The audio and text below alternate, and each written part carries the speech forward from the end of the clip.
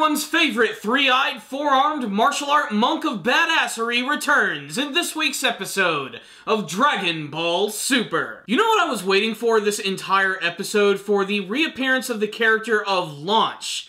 You guys remember Launch, right? She's also known as Lunch, and she was one of the main characters in the original Dragon Ball series. She had this weird little quirk about her where whenever she would sneeze, she would split to her other personality. She was basically bipolar, with one half of her being incredibly cute and nice, and the other half being basically a gun-toting psychopath. But what was most interesting about Launch is how she was completely obsessed with Tien Shenhan, to the point where she would follow him all over the world. And then somewhere down the line, Akira Toriyama said to himself, you know what? I don't care about this character and her stupid gimmick anymore, and I'm just going to write her out of the series entirely, and maybe give her the occasional cameo.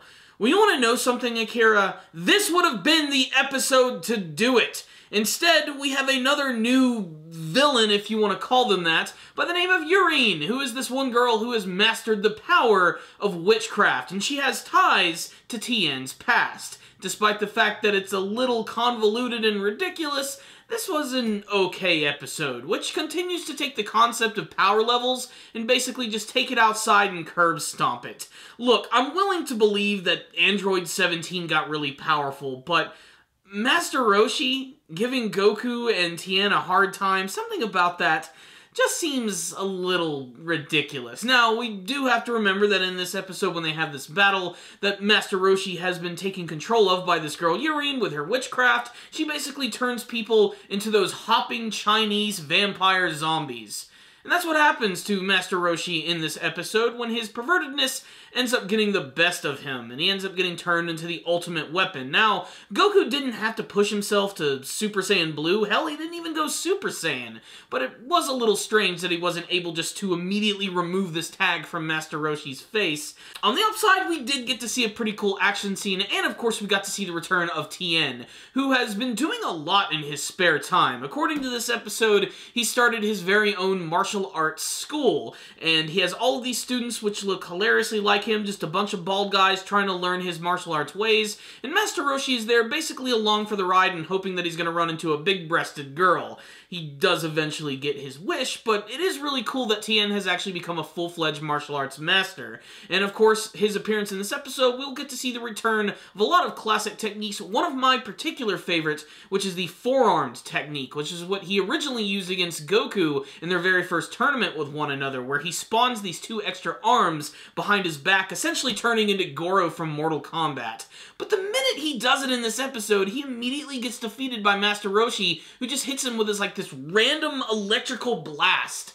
I was just like, what the hell was that? Why are you going to reintroduce Tien in the series and not let him do freaking anything cool? I guess they're lucky that Goku just happened to be in town that day. I'd like to imagine what would happen if these events went down without Goku actually being there, if Tien would have actually managed to save the day. Maybe Chaozu would have done something, although the only thing Chaozu's really good at doing is dying and blowing up. So yeah, in many instances, this episode is kind of whack, and I was kind of looking forward to it, to be perfectly honest, and it just wasn't quite the episode that I was looking for. That being said, it still felt kind of like a classic episode of Dragon Ball, especially the way that they displayed both Tien and Master Roshi's personalities, with Master Roshi basically being the same that he has always been, obsessed with breasts, boobs, gazongas, twin peaks, he loves them all, pafu pafu, and luckily this girl Yurin shows up. And Yurin apparently is from the Crane Martial Arts School, same place as, of course, Tien and Chaozu, the Crane Hermit, and even Tao Pai Pai. And apparently, when she was younger, Tien and Chaozu decided to leave the school. She held some sort of grudge against them, and that's why she's trying to get her half-assed revenge. She comes across as a jokey villain, though. The way that she sort of displays herself, she comes across as kind of a whining child, although you gotta cut her some slack. After some of the shit that she put up with Master Roshi in this episode, you can't blame her for being a little miffed. I mean, Master Roshi straight up molests her in this episode, no doubt about it. He basically puts her in another more revealing outfit, which just shows off more of her Pafu, and she gets really pissed off and decides to take over all of the students, transforming them into zombies, as well as Master Roshi. It's up to Goku and the gang to save the day. Rinse and repeat, they're joining the tournament. What's the rundown on this episode? I have so many mixed feelings about this one. On the one hand, I'm very glad to see Tien come back, because he's one of my favorite characters from the series. He's another one of those classic Dragon Ball characters that started out as an antagonist, but slowly turned into one of Goku's greatest allies. And I'd have to say that after, like, the initial arc where both Vegeta and Nappa come to Earth for the first time, he basically was done. I mean, he did have some importance during the Android and Cell saga, especially when he was going up against Cell's second form and constantly hitting him with the Tri-Beam, but for the most part, Tien has been relegated to being a side character in the series. He's basically just as important as Yamcha or even Oolong. But there was something that was always different about Tien, and the fact that he was always training and always trying to become a better martial artist. And him actually starting up a school, I think is actually really cool and kind of poetic justice in a way for all of the wrongdoings that the Crane Hermit did to him and Chaozu when they were younger and all the ruthless training that they went through. Now he's sort of righting those wrongs and trying to create a much more honorable school, which I think is something that's really awesome. It would have been great just to spend more times with these characters. Instead, we got kind of a weird stock villain who came into town and took over people, turning them into mind-controlled zombies, and of course the good guys won. There really wasn't all that much tension, especially with Goku being there. He was just going to wipe the floor with whoever he ran into, and of course, just like the last couple episodes, it's heavily implied that Master Roshi and Tien have been doing some intense training and they're a lot more powerful. Master Roshi in particular.